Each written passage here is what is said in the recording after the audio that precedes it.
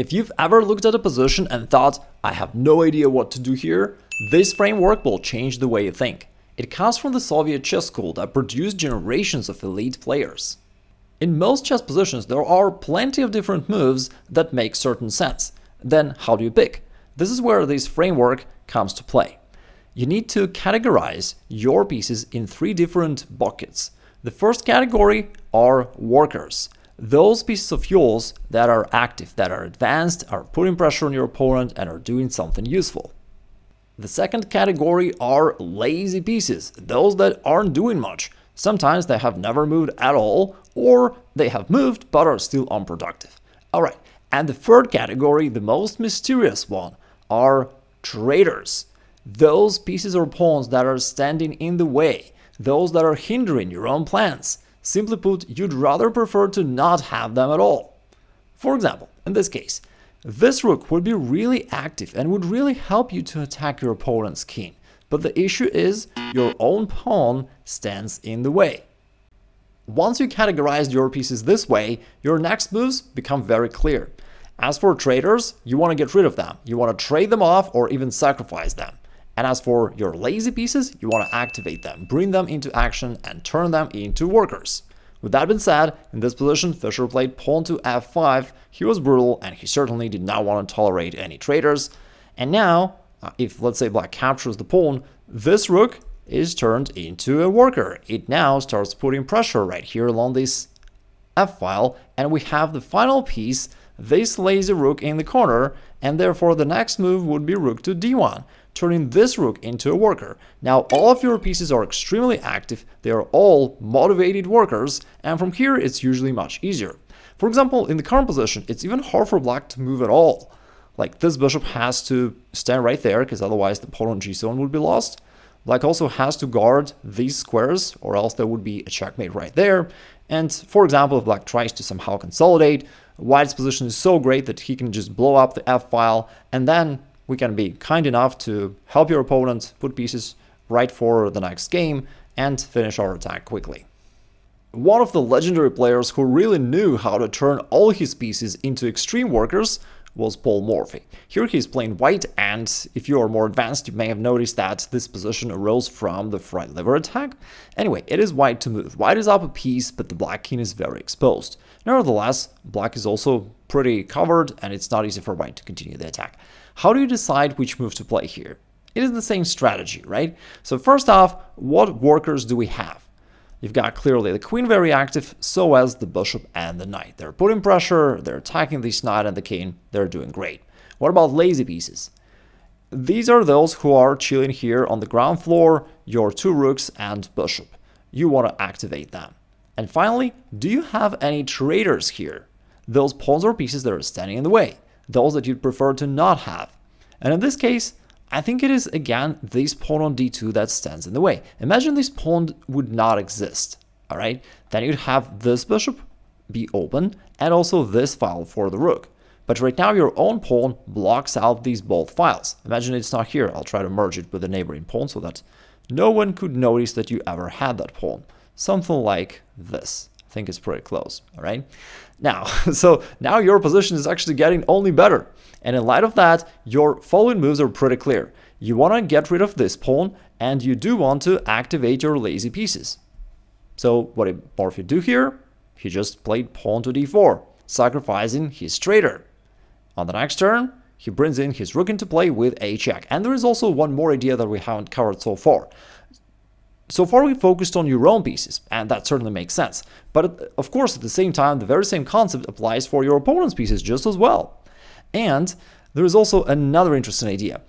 Here, black clearly has these 2 workers that are doing the job, but very often, in most positions, there is also that employee of the month, that key piece that's actually doing all the work while the rest are just pretending.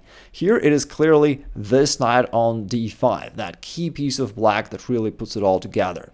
And if you can trade off, if you can eliminate that employee of the month of your opponent, that really makes your job so much easier. And here, Morphy trades off this knight, and now the king is left totally vulnerable, surrounded by those lazy pieces that aren't doing anything at all, and it makes it very easy for white to continue his attack. Now queen c5, a pretty fancy check, taking advantage of the fact that the dark square bishop of black is pinned. Now the king has to move, and finally it got checkmated, surrounded by lazy traders. Of course, the player who really knew how to energize all his pieces better than anyone was probably Mikhail. You can almost imagine him whispering to his pieces before the game, "Guys, today there is no way back. We either win or we die trying." And this one is a puzzle of the day, so it's your little test. It is white to play and win, and if you can find the winning move for white, write it down in comments below. You guys often write me that endgames are kind of intricate, you're not sure what to do here, but the very same concept can help you in endgames just as well. Let's categorize white's pieces here. We've got clearly this rook that is very active along this open file. This bishop also is active. The knight on c3 is doing well, can possibly jump forward on to d5. Now, how about this knight on b3? It looks to be developed, but in reality it's not doing much because all these squares are already controlled by black, therefore the knight doesn't really do anything.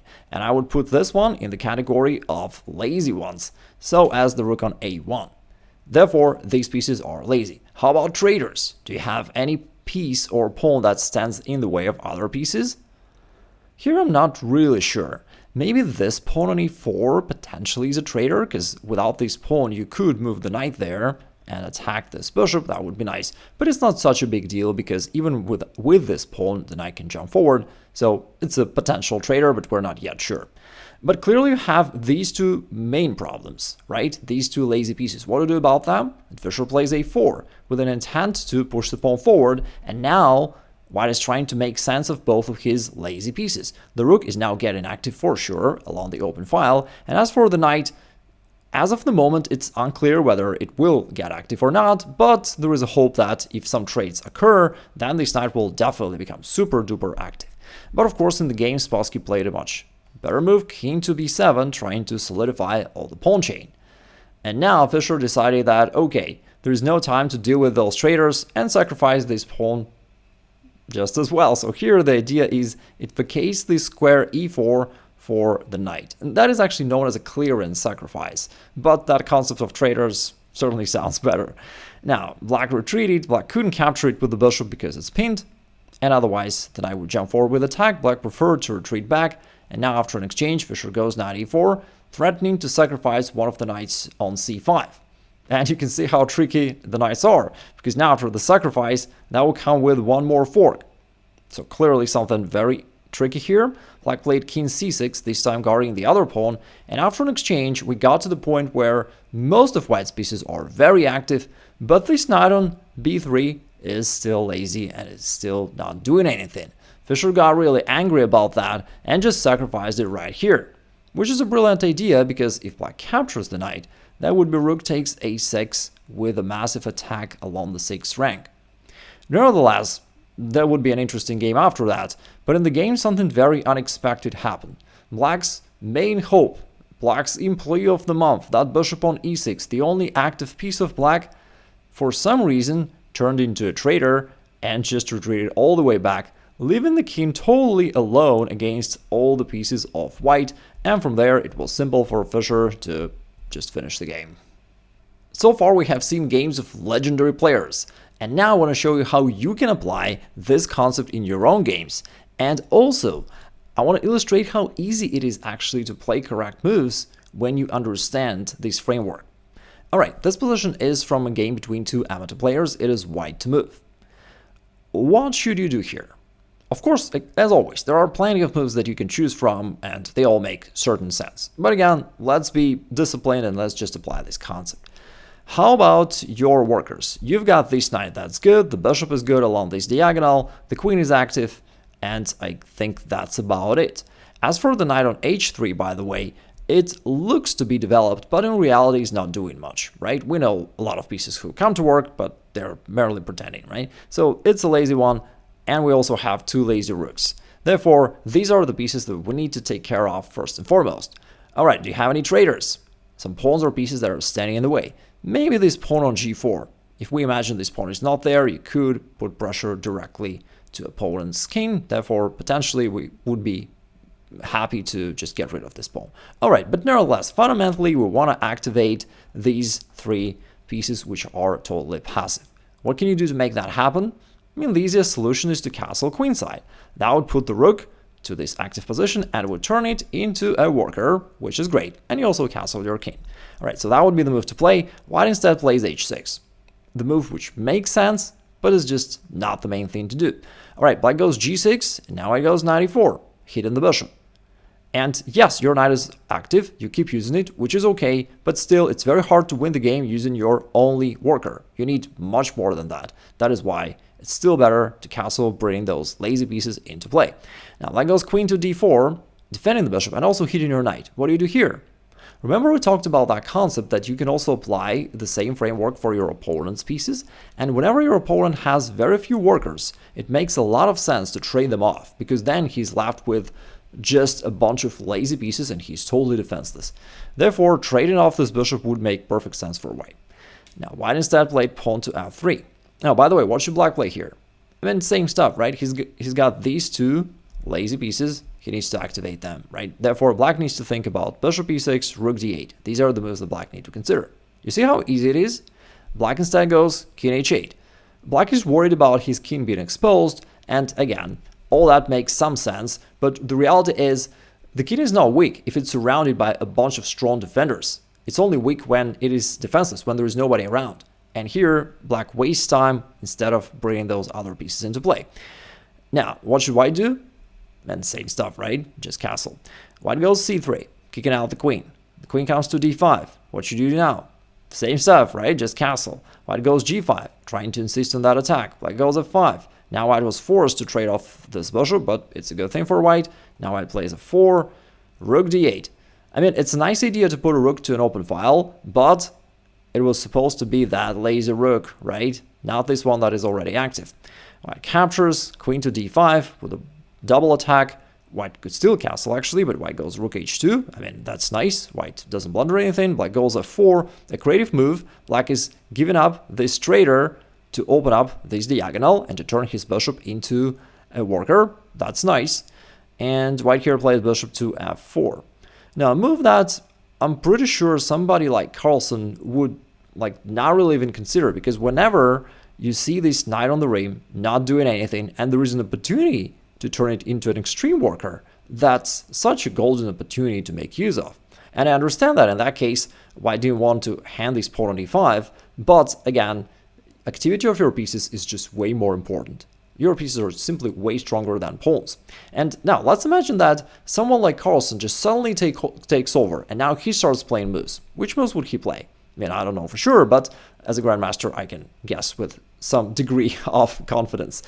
So probably he would capture with a knight, turning this lazy piece into a really great worker, hitting the queen. Now, queen takes e5, looks scary at first, but now you have an opportunity to bring this lazy rook into play, onto a great active position. Now this rook is also active.